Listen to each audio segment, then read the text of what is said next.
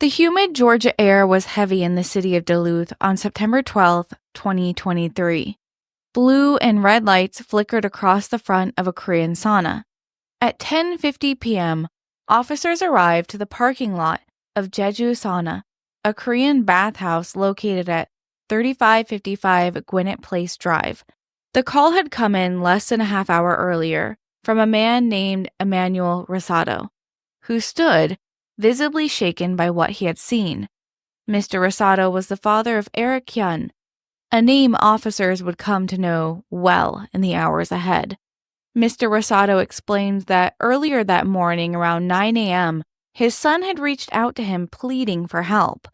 Eric had been injured, badly, and couldn't even stand or walk without excruciating pain. He drove his son to the hospital, unsure of what had happened to him. It took more than 20 minutes just to get him up out of the car and into the emergency room.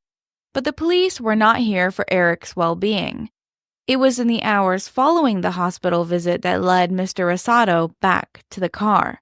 His wife had urged him to go back to their son's car to retrieve all of his personal belongings. See, they were worried about the risk of a smash and grab. He had left behind some valuable items like a laptop. As he moved through the car, collecting the laptop and various items, he opened the trunk and found a thick, pink blanket balled up. Then the smell hit him, and he knew what he had just found: a body. The victim was an unidentified woman, her frame small, withered away just to 70 pounds, or 32 kilograms. She was an adult, but that was all they could tell at the scene. Her remains had already begun to decompose. She had been in the trunk of the car for at least a few days, in the hot, humid Georgia summer. The rest of her identity and the connection to Eric Hyun remained unknown.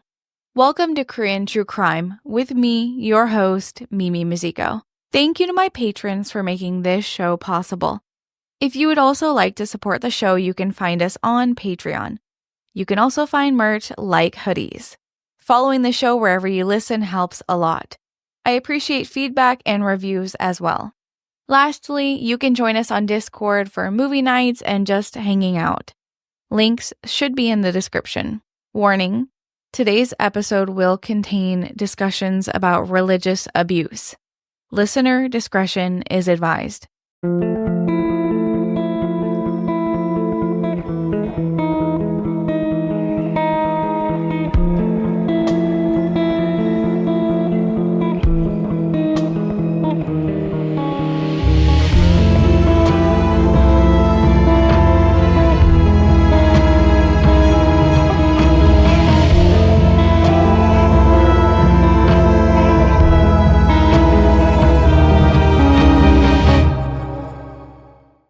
Eric's father, Mr. Rosado, hadn't spoken to his son in quite some time. He couldn't offer much insight into his son's life. The two had not been close in recent years, but they still had small talk every once in a while when Eric remembered to call. He told the police that he knew his son had purchased a home recently in the Sewanee suburb outside of Atlanta, but he wasn't sure what the exact address was. Two detectives came to speak to Mr. Rosado that evening: Detective Angela Carter and Detective Randy Blackburn of the Homicide Unit. Detective Carter made the decision not to move the victim's body from the car until it was at the medical examiner's, because they needed to await a warrant to search the rest of the vehicle. Mr. Rosado didn't technically own the car, and therefore couldn't give permission for them to obtain evidence from the rest of the vehicle. They didn't want to risk losing any evidence that was in the car. When Detective Blackburn first met Eric Hyun, it wasn't in an interrogation room or at the crime scene. It was in the burn unit of the hospital. Eric had sustained severe injuries. He had circular puncture wounds and large irritated burns covering a majority of his body. Eric claimed that these injuries were the result of a basement explosion at his home, which he described as an accident involving a paint can that he had filled with pellets and other materials. An unfortunate event from his experimenting with building things in his basement. Detective Blackburn documented Eric's injuries with photographs, but refrained from a misstep that would have identified that Eric's wounds were not conclusive of an explosion. Despite him being admitted to the burn ward, he didn't actually have any burns on his body. Rather, he had severe abrasions and pellet gunshot wounds from a BB gun. Eric's story was full of unsettling details. He claimed that his friend Jace had helped him clean and dress his wounds, and that the explosion had occurred in the basement of his friend's family's home. His wounds were clean, and they were no longer bleeding, but infection was a serious concern, so he was admitted to the hospital for a few days. He would later be transferred to an infirmary within a state penitentiary. He was detained already because he admitted to having knowledge of the deceased in his vehicle. When detectives began questioning Eric about the body in his car, his story was all over the place. First, he identified the woman as 33-year-old Korean tourist Cho Se-hee, but he spoke about her as if she were still alive, suggesting that she climbed into the trunk by herself because the car was too full. He claimed that she was feeling unwell and he was taking her to get help. But the story didn't hold up. The car was not cluttered in any means, and her suitcase was sitting in the back seat, filled with all of her belongings that she had brought to America with her, including her Korean ID and Korean passport.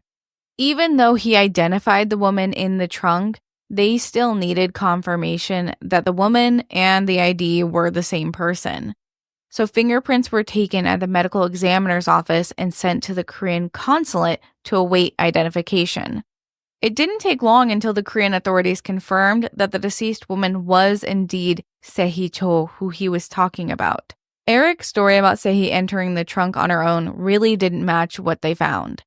She was swaddled in a thick blanket, and when Eric's father opened the trunk for them, they were hit with the unmistakable stench of decomposition. Se-hee had been dead for days, and they believe she was placed in that trunk. The Korean consulate confirmed it was Se-hee Cho, 33-year-old South Korean national who had just arrived in the United States 2 months prior, in late July 2024. Se-hee had been brought to Georgia by her mother under the guise of spiritual healing by joining a Korean Pentecostal church. But instead of finding healing offered by the church, she was recruited to join the Soldiers of Christ, a religious organization Eric had belonged to. Detective Carter played a pivotal role in piecing together Se-hee's story, and she would be the one who later testified at the criminal trial regarding the police's findings. Her testimony is a major source for today's episode. Eric Hyun, who is 26 at this time, was continuing to change his story regarding how Se-hee ended up in the trunk of his car. However, each time he was insistent that she got into the trunk on her own accord. First, he told them that he was taking her to the doctor to help her feel better, but his car was too full, so she had nowhere to sit, so Se-hee said that she would sit in the trunk. But then he started to say that he actually had taken her from their home to escape. But escape from what? As Detectives Carter and Blackburn remained with Eric, they dispatched Sergeant Poppy and Detective Araya to the address Eric's car was registered to, which was a suburban home at 2415 Stablegate, Lawrenceville, Georgia. The Stablegate residence was home to 54-year-old Mi-hee Lee, her husband, Mr. Lee, her sons, 22-year-old Junhyun Isaac Lee, and 26-year-old Junho David Lee. These boys went by their English middle names, so I will refer to them by Isaac and David. Staying at their house was also Kawan Lee, their 26-year-old cousin from Korea, and their 15-year-old little brother, who will not be named in this case, so we will just refer to him as the juvenile or the little brother. At this time, Hyunji Esther Lee, David's fiancée, was also at the home. If their names are getting confused for you, don't worry, I will reference their relation to one another often. As the detectives approached the home, they saw the 15-year-old little brother in the driveway dragging the trash out to the curb because the garbage collectors were making their rounds throughout the neighborhood. The detective stopped him and asked him to actually return inside the home because they needed to speak to his parents. The same unmistakable stench was emanating from the garbage can. The same smell from the trunk. A smell any seasoned homicide detective could identify. The smell of decay. Inside the trash can was one large cardboard box that appeared to have blood stains on the outside. Crime scene investigators were called in and a field test was conducted on the box, which revealed the presence of human blood. The home was now confirmed as the crime scene. Inside the cardboard box, they found evidence of what happened to both Eric and Sehi. Sandpaper blocks stained with blood, tissues used to clean up various bodily fluids, duct tape with strands of hair stuck to it, a pair of filthy pajama bottoms stained with both blood and human waste, everything emitting a strong, foul odor of decay. The pajamas were also the same pattern as the top that Sehi's body was found wearing, the second piece of a matching set. And at the bottom of the cardboard box were dozens of white BB pellets, identical to those from Eric's story. Meanwhile, Detectives Carter and Blackburn made their way to the home Eric had recently purchased, which was located in Suwanee, Georgia. This home was newer, and having obtained a search warrant, they took a look inside. They were looking for evidence to substantiate the claims that there was an explosion in the basement. Problem was, this home did not have a basement. The home itself was empty, as if he had just purchased it. Inside, they found a mattress on the floor, some clothes in the closet, and very minimal signs of occupancy. It didn't look like anyone was truly living in this space. With this home being a dead end, they made their way to the Stablegate residence to join the other detectives in questioning the 7 occupants. When Sergeant Poppy and Detective Araya spoke to Mihi, the owner, they asked to speak to Jace, whom Eric said had helped him clean his wounds. But no one there was named Jace. David came forward and said his online gamer tag did include the word Jace, but when they called to ask Eric if David is who he was actually referring to, even so much as sending a picture over to show, is this the David you're talking about, he suddenly backtracked and said, no, I'm talking about someone else, that's not him. The police suspected that this indeed was the man that he was talking about, but it seemed he had a reason to lie. Interviews were conducted at the home, but all of the individuals were eventually taken to the police station for further questioning, except for the mother and father, who appeared at the time to not be involved. Mihi would later be brought in for an interview, but the father would never play a role in this case. There's very little information about him or his knowledge of what was truly happening within his home. The police learned bits and pieces from each of their interviews. Mihi Lee provided critical context. She explained that Eric Hyun had been living with her and her family and attended their church, to which Mr. Lee was a pastor at. He had been staying with them for an extended period of time until he was going to move into his own home that he purchased.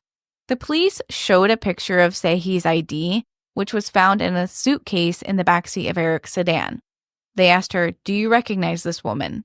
Mihi said, "Yes, that's Sehi, the daughter of my friend, Mrs. Park, who had come to visit from South Korea on a spiritual retreat at my church." Mrs. Park and Sehi had been staying with them, but she says they both left the days prior to return to South Korea. They haven't seen them since. The police had noticed then, walking around the Lee family home, that there were multiple garments of clothing bearing the acronym SOC, which stood for Soldiers of Christ. They asked her about this organization and if it was related to the Korean Pentecostal church that her husband was a pastor at. And she told them, "No, this is a small religious group to which we all belong." Mihi and her family had migrated to America to open their church. She said that God told them to move to America. She and her husband had always been very deeply religious, and it said that she would often pray for hours on end, once praying for 15 straight hours. They were very dedicated to their religion. And that was the reason Sehi came to Georgia. She came for the promise of spiritual healing. But from the statements given by their 15-year-old son, the Soldiers of Christ recruitment process was far from holy. The juvenile described the process as grueling and relentless. It tested your faith and your endurance. Recruits were required to complete daily tasks, attend meetings, and face punishments if they failed to comply. From the moment recruits began the process, they were not able to quit. There was no way to stop. You weren't allowed to. According to the boy, Sehi did not like this process. In fact, she said she wanted to leave immediately after hearing the orientation speech. She realized that their promises of healing and salvation and relaxation were all lies. The boy's honesty would lead the police to scrutinize every single thing that the family told them. The detectives continued to search the home, looking for the mentioned basement. They found the entrance to the basement, which is a combined garage and storage area. The walls are unfinished wood with concrete floors. As soon as they opened the basement door and took a few steps down, a smell stung their noses so strong they could barely breathe. Bleach and Febreze mixed in the air and made it difficult to breathe. They requested the back door and garage door be propped open to air out the smells. As they continued to walk through the garage area, bombarded by the smell still, there was a loud Korean Christian worship music playing throughout the home. In fact, it was actually just one song on repeat constantly. Just observing the area, they found large blood droplets on the floor near a corner used for storage. The only thing in that corner was a single chair. The floor was still wet with bleach that they had tried to clean away the blood. Mihi swore up and down that they had been cleaning to remove mold from the concrete because of the humidity. But not even bleach and Febreze could mask the disgusting smell of a decomposing human body. They moved closer to the storage area, noticing small bullet-like holes in the wall, likely due to the BB gun pellets that they found in the trash. That's when it all made sense. The puncture wounds on Eric's body weren't from an explosion. He was shot with a BB gun repeatedly. And the bloody sandpaper blocks? They could have been the ones used to rip the skin off of his chest, arms, and back. Could Eric be another victim in this case? The detectives continued their search of the home. There were multiple firearms found in the home, as well as the BB gun likely used on Eric. It appeared as if they were hoarding weapons. With the odd religious activity, firearms, religious symbols on the clothing, a dead body, and a potential second victim, they were concerned about the group's potential militancy and cult behavior. There could be a lot more victims. The police decided to detain everyone in the home and take them into the station for questioning. David, the eldest son's account was riddled with inconsistencies, just like Eric. He insisted that he said goodbye to Sehi and watched her leave with her mother for the airport in Eric's car. He denied any knowledge of an explosion or that he helped Eric clean wounds. David's voice got low as he talked to the officers. He said, Eric hasn't been doing well lately. He's been really unstable and he lies a lot. Despite his attempts to make Eric appear even more untrustworthy, the police continued to press him about the decomposing smell in the basement, the bleach, and the blood found in the trash. Slowly over time, he began to open up. He admitted that they prevented Sehi from leaving because if she had left, she would have tried to, quote, assassinate them. Whatever this meant, murder them or ruin their reputation is unclear. It's just doubtful that a 70-pound frail woman would have posed a threat to anyone in the home. In the meantime, the police obtained access to each of their phones. Primarily, everyone involved communicated in Korean, so there was a wait to translate the texts and messages they had sent to one another. However, they did have a Korean officer who was able to assist them initially. On multiple of their devices were photos and videos taken within the past few weeks of Sehi. The majority of these were found on Eric's phone. The photos and videos showed Saehee in early August as a healthy woman smiling. Then, they watched the dates on the photos progress, showing her deteriorate into a fragile husk of who she was just weeks prior. It was pieced together from some of the messages by the Korean officer that Eric was the newest member of the Soldiers of Christ, and he was actually in the final parts of his own recruitment process. He was charged with taking care of Saehee and recruiting her into the group. While it was previously thought that Mihi, the mother of the home, would have been the leader of the Soldiers of Christ, this wasn't the case. Rather, David, the eldest son, was the leader. He claimed that Soldiers of Christ was an international organization, yet investigators found no evidence that this group existed beyond the confines of their suburban home. Each of the group members, Mihi, David, Isaac, Hyunji, Kawan, and the 15-year-old little brother, all messaged orders and tasks to Eric involving Saehee. The first order from David was for Eric to pick up Saehee and her mother from the airport, except David, actually none of them, ever referred to Saehee by her name in these messages. They only ever referred to her as number 5. It was suggested that Eric was also referred to by the number 4, but this is not mentioned in the actual trial, only by Eric's lawyer in an interview, so I cannot confirm the validity of that claim. Throughout all of the messages and videos, Saehee is only ever called number 5. If she is number 5 and Eric is possibly number 4, then who are the other 3? Potentially Isaac, Hyunji, and Kawan? It's unclear if there were other victims who joined and failed, or if this is referring to initiated members. The police are still working to discover this very answer. The group also used cryptic or secretive language when discussing their crimes. They were careful when texting each other, but not careful enough. They never specifically said what was going to happen to Saehee.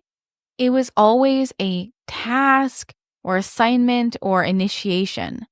Without the photos and video evidence that the police collected, we might not know what happened to Saehee at all.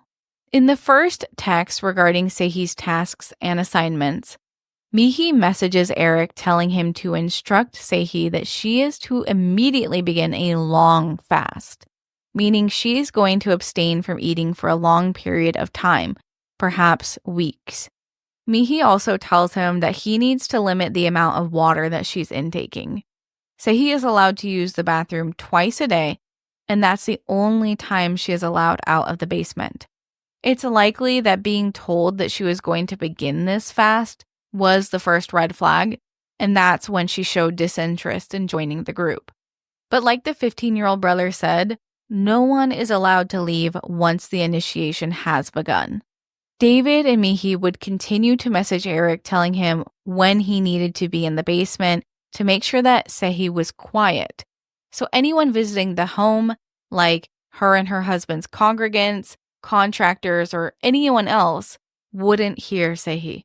Eric was also told to sleep in the basement at night with Saehee, which meant that the mattress down there was likely his, and Saehee was sleeping on the hard concrete floor. No one who visited the home suspected what they were doing. A few of the family's church members had been to the house during this time and said that nothing seemed out of the ordinary. They had no idea. But neighbors said that the family acted a little bit strangely. Like one time, a neighbor came out to take his trash out at night. When he saw 5 of them standing in the middle of the road, holding hands in a circle, praying with their heads down. When they heard him coming out, they all looked at him and then quietly went back inside. They didn't say anything. Other than the weird prayer, the neighbors shrugged it off as just weird church people. But while all of this was happening, Saehee was held captive in the basement. Based off of her autopsy, she didn't have any restraint marks or signs that she was being tied down. Despite this, she was monitored all of the time and unable to escape. The first video that was discovered on Eric's phone showed Saehee bending forward, holding up her body with her head on the ground. Her arms were bound behind her back as an unseen person off camera whipped her with a belt repeatedly. Sehi already appeared to have lost quite a bit of weight and was shaking from what was called a punishment. Eric's lawyer would detail that he also was subjected to this punishment as part of the initiation process. In his instance, he stated that Isaac was required to beat him with a belt in his genitals and face until he was unconscious. He states that these punishments were done as a way to test his faithfulness to God. The next uncovered video showed Sehi extremely malnourished and weak, being told to keep going as she performed jumping jacks with legs that were shaking beneath her. Likely, another punishment she was given. The most common punishment she was given was getting into a tub of ice. The first time she is seen getting into an ice bath, they had filled a large cooler of ice and water. She sits in the tub of ice water and endures the discomfort.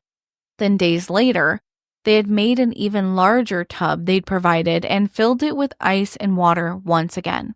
She is made to get into the water. In many of these videos, Eric, Isaac, or David don't speak to her, but in this video, they do. They shout at her, get in all the way." In this video, she appears weak, shaking as she even steps into the tub. And as time goes on, with her in the freezing water, she struggles to keep her eyes open. She looks as if she's going to fall asleep, and her breathing is frantic and her shivering is out of control. This video is what the police first believe might have been her cause of death because of how horrific she looked in the video. Her breathing and weakness, lack of food and water, combined with hypothermia, would lead to a cardiac arrest.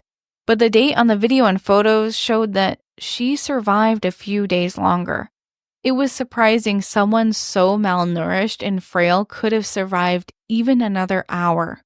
The final photo of Sehi showed her in the storage area. At first, it looks like she's sleeping, but upon further inspection, the detectives identified that she is indeed deceased in this photo. Her hands and feet are showing signs of decomposition as they've changed from the pale yellowing of a recently deceased person to gray, purple, and black. Sehi is wearing the pajamas, including the matching pajama bottoms that were found in the trash. This photograph was dated August 28, 2024, 15 days prior to the discovery of the body in Eric's car. At this point, she had already begun decomposition, meaning she had died even before this photo was taken. The 7 Soldiers of Christ members were confronted with the evidence that had been collected, and ultimately, they all confessed to participating in or witnessing these acts. In a few of the videos, Isaac, Eric, and David are seen visibly as they whip her, push her head under the ice water, or yell at her. All of this is happening in the basement of the Stablegate home, which I've provided a link to photographs of the home on a Realty website. You can find this on my Patreon, where I post all of my used sources for free. The photographs are taken prior to the E family moving in. I believe that this home is not up for sale since, so these are old photos. It's a very interesting layout of a home, with a basement garage and a children's room painted with rainbows. I think the innocence of the home's appearance is what gives me chills. That a family that led a church, had potlucks and prayer services, had been holding a woman captive to torture her in their basement. Within the basement, there were small garage door windows, which the police noted had been pasted over with newspaper so no sunlight could be seen in the basement. Despite there being no padlocks on any of the doors, Sehi was being held prisoner in this home. In the basement, Eric was in charge of caring for Sehi. He did occasionally attempt to help her following her punishments, as we can see through his text messages. At one point, she had fallen ill with a fever, and he had gone out to find medicine for her.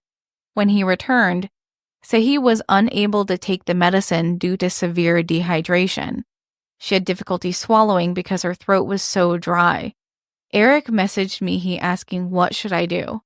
Water was allowed in this instance to be given to her. But one kindness does not excuse all of the evil that was done. A lot more of the information was gathered from the conversations between David and his fiancée Hyunji. Hyunji was fully aware of what was taking place in the home, but she wasn't present for most of it. Oftentimes, she learned about what was happening from David. The two used both KakaoTalk, a Korean messaging app, and Telegram, an app that has become synonymous with criminal proceedings to me because of how often I reference it in these cases. Through their discussions, we learned that when Sehi arrived, David, who, reminder, is the founder of Soldiers of Christ, that Sehi was possessed by an evil spirit or a demon. He referred to her as evil and demonic. They needed to work hard together to ensure her salvation in the eyes of their God. David had previously made claims of being able to see and sense evil spirits at his father's church. He had taken an active role at his father's church and even spoken and given his own sermons. Hyunji didn't take a passive role in this imprisonment either. She was the one who told David to take Sehi's phone as soon as she arrived at their house. She even detailed how long the fasts should have lasted. According to her messages, Sehi began to faint often from lack of food and water. Despite this, Sehi wasn't given any food. A few days after her arrival, David references an incident in which Sehi escaped from the basement away from Eric and made it all the way upstairs to talk to the father, Mr. Lee. She was wearing nothing but her underwear at this time and was shouting. She pleaded with Mr. Lee to let her leave, but Mr. Lee, either unaware of what was happening or complicit, escorted her back to Eric. She had been without food for days at this point and was weak. As this piece of evidence was revealed in court, I find it really strange that the father wasn't named as an accomplice in this crime. But with most of the evidence solely being videos, photos, and text messages, he doesn't appear in any of these. It is probable that he had no idea what was happening. There's very little evidence regarding the father, and there's no victim to testify. At one point, David tells Hyunji that Sehi somehow contacted a man in Korea named Mr. Park. Still in the trial, they don't know who Mr. Park is or how she was able to contact him. As soon as Sehi arrived, Mihi confiscated her phone and her belongings. She didn't have any method of communication outside of the home. But David told Hyunji that he had caught Sehi trying to contact this Mr. Park and told him to call the police. But she was unsuccessful in sending the message apparently because he reassured Hyunji that it was taken care of. Hyunji would later in the trial try to insinuate that she was also treated badly when she underwent her own recruitment. But nothing nearly as bad as what Eric and Sehi endured. As well, she was complicit in many of the punishments and beatings that both Eric and Sehi received. His messages to Hyunji also revealed that Sehi and Eric were not their only recruits. They had been working to recruit a Korean-American woman who was attending Georgia State University.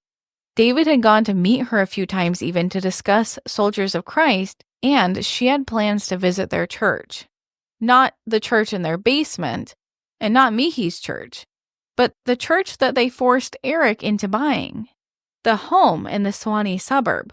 As part of Eric's initiation, he had to forfeit all of his money. He gave all of his cards to Soldiers of Christ, aka David. David used Eric's credit cards to go shopping for himself. He took Hyunji and his parents to fancy restaurants, they went clothes shopping, and then he made Eric pay it off. Prior to Sehi's arrival, Eric was tasked with wiring $5,000 to the E family bank account. According to Eric, he never wanted to get that house, but they told him to, so he did. Isaac and the 15-year-old boy were both involved in the Soldiers of Christ recruitment as well, but they weren't as active in the messaging. Based on communications, Isaac was the second in command. He was the strongest, so he was often seen in the videos dealing the punishments. He occasionally gave orders to Kawan, the cousin that came from Korea, or to Eric.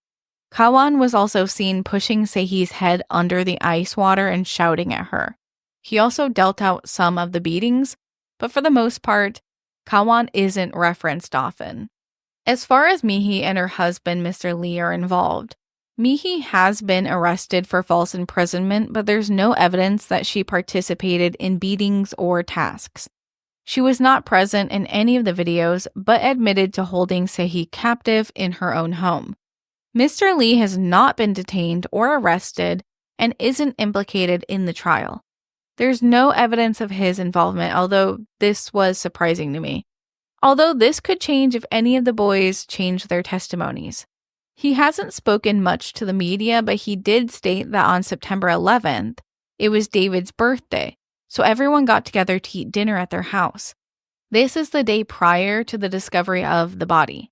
His father is in denial that any of this happened because if there was a body in the basement or they had just bleached the whole place, surely he would have smelled it, and he didn't smell anything wrong in the house. He was often at work, so he had no idea what was going on. That was his alibi. A month earlier, on August 17th, 2024, or 27 days after Sehi's arrival, Isaac messages David to tell him that Sehi is moaning and crying for food. She's pleading for someone to give her something to eat because she's so hungry at this point. Isaac asks if he's allowed to give any food to her, but David responds that if she continues to be noisy and cry, that Isaac should beat her, and that no, she's not allowed any food. So let's piece together what was Sehi's journey. Sehi had arrived in America on July 21st, 2024. David had kept detailed messages to himself detailing Sehi's fasting schedule, punishment tasks, as well as what Eric's were. The final message he sent to himself read, 1 a.m., time of death. This message was sent on August 18th, 2024. Not even 24 hours after Isaac messaged David about Sehi crying because she was so hungry, meaning that Sehi was held captive in the Soldiers of Christ home for 28 days before she succumbed to her torture. Her exact time of death cannot be determined based on this memo he saved, but the medical examiner concludes that she did indeed pass sometime in mid-August, and this likely is the correct time of death. However, in criminal cases, everything must be scrutinized and proved with evidence. So there is no official time of death. Her cause of death is also not officially declared because there are so many contributing factors. Stress, malnourishment, dehydration, hypothermia, and physical trauma all contributed to her death. She didn't have any signs of restraints on her ankles or feet, and there was no signs of her being locked in the basement as far as being physically restrained. However, this doesn't mean she wasn't held there under the threat of punishment or violence.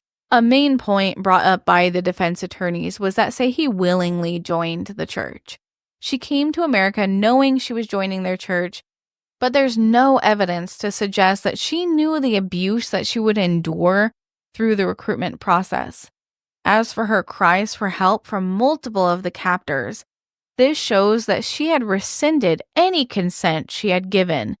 As the detectives pieced together what happened, they were finally able to contact Sehi's mother, Mrs. Park, who had returned to South Korea just a few days after her and Sehi arrived.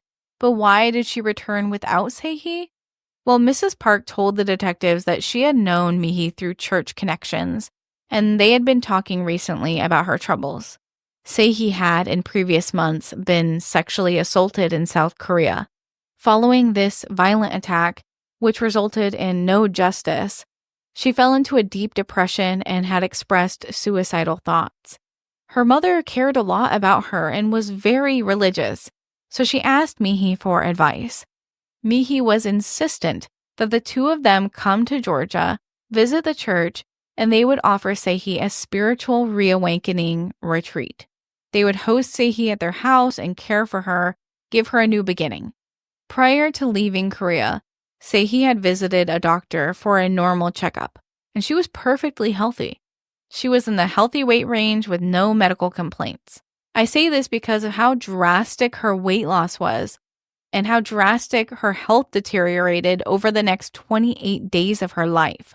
Mihi didn't really need to convince Mrs. Park too much because for many Koreans and other migrant communities, religion is a very large part of their lives, so it was welcoming to have that waiting for them in Georgia. Religion often brings people of similar cultures together to bond, even when you're living abroad. Sehi's mother had to return to Korea, but would bring her daughter to Georgia. It wasn't hospitality awaiting them, though. They were being preyed upon. Sehi was the vulnerable person that a cult like Soldiers of Christ could smell miles away.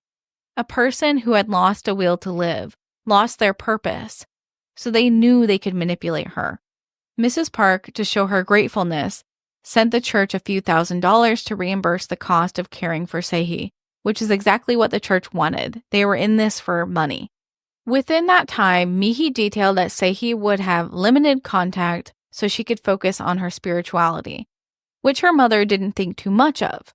Mihi continued to keep in contact with Mrs. Park, but didn't tell her when her daughter passed away. Then she just cut off all contact and went dark. They made it seem like everything was all right. They likely didn't have a plan for what they would do after Sehi passed, so they just decided to cut off all contact with Mrs. Park. Following Sehi's passing, Mihi messaged Eric, reassuring him that this was not his fault and that he did everything he could do to help her. This message was proof that everyone involved had knowledge of Sehi's passing and that she was in need of medical attention but was not provided it. None of the involved have admitted in court to who put the body in the trunk. But later, with his ever-changing testimonies, Eric told his lawyer that he finally took Sehi's body, put it in his car, and tried to escape the Soldiers of Christ. He believed that he would die, just as Sehi had. He had received punishment for Sehi's passing.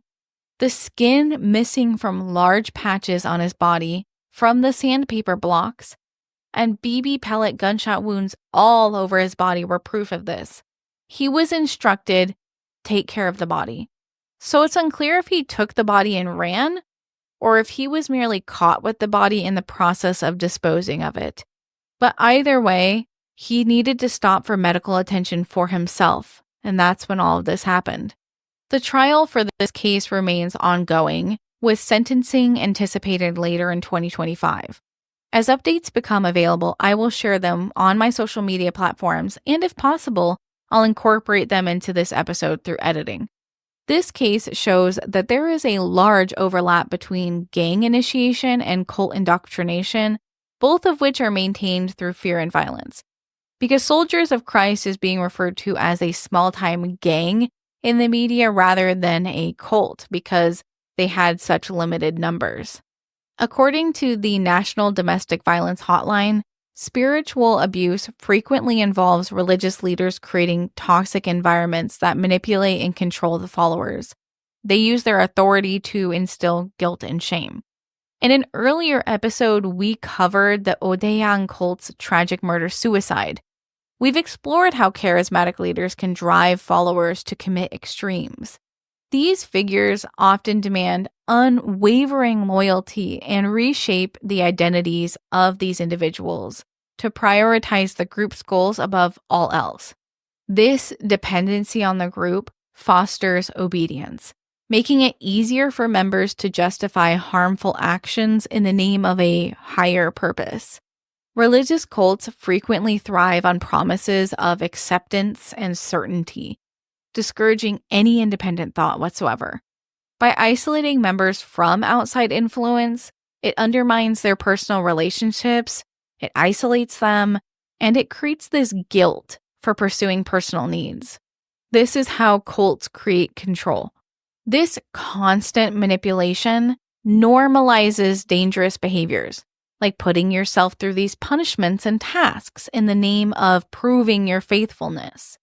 When this case became large, it stirred a lot of talk in the Korean community about cults in Korea. Gwinnett County, Georgia, is often referred to as the Seoul of the South. It's home to a significant Korean American community. They have a lot of Korean-owned businesses like restaurants, bakeries, and spas. This case didn't only spark discussion in the Georgian Korean community, but also in South Korea, about the country's growing issue with religious extremism. As we've previously noted, Korea's introduction to Catholicism and Protestantism was partly fueled by the pursuit of wealth. There's a belief that if someone couldn't succeed academically, they would become a faith leader, and that would lead them to wealth or fame. While this obviously doesn't represent all Korean institutions, there is a growing number of churches that are being criticized for their exploitative practices.